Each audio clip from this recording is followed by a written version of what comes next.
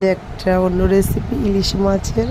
বন্ধুরা, আমি ইলিশ মাছে সর্ষে বাটা, পোস্ত বাটা আর কাঁচা পাকা লঙ্কা বেটে সর্ষে কাঁচা তেল দিয়ে আমি মাখিয়ে রেখেছিলাম হলুদ লবণ দিয়ে। আর এই কড়াইতে একটু কালো জিরে ফোড়ন দিয়ে মাছটা ছেড়ে দিলাম। দেওয়ার পরে একটু আস্তে আস্তে, মানে এটা তো ভাজা মাছ না, কাঁচা মাছ, যার জন্য এটা আস্তে আস্তে আর কি সিদ্ধ হবে। ঢেকে ঢেকে হালকা আছে নাড়াচাড়া করেই নামাতে হবে। হ্যালো বন্ধুরা, তোমরা সবাই কেমন আছো? আশা করি সবাই ভালো আছো।